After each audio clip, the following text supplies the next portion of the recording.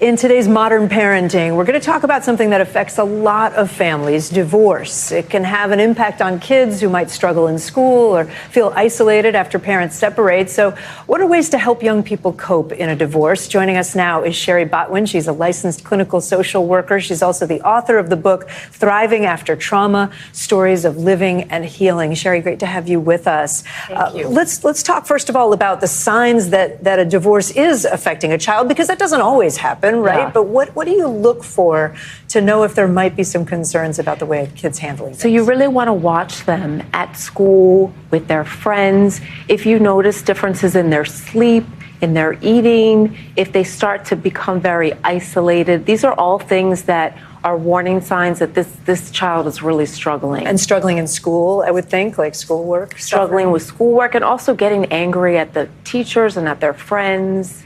Those can all be signs. Yeah. So divorce can certainly be traumatic. What advice can you give parents and other family members for how to help kids through it? I think the hardest thing for children is they think everything is their fault. So if they internalize, my parents are getting divorced because of something that I said or something that I did, that can then lead to a lot of long-term trauma, difficulty in relationships. So it's so important to tell your children over and over, the family is a family.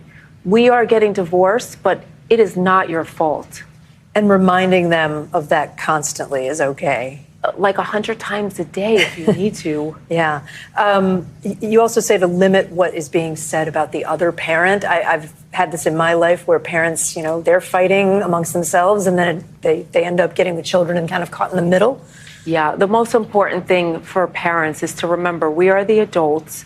It's our job to protect our children and not get them involved in things that have nothing to do with them. So if you're a parent and you're angry at your ex-partner, you talk to other people about that. You don't want to say anything in front of your kids. You also talk about, I know you write books about trauma. So how do you make sure that this doesn't become a trauma in a kid's life, that they can move on later and they're not going to talk about this with the psychiatrist when they're, 40 years old? The most important thing is that kids have ways to talk about their feelings as it's happening.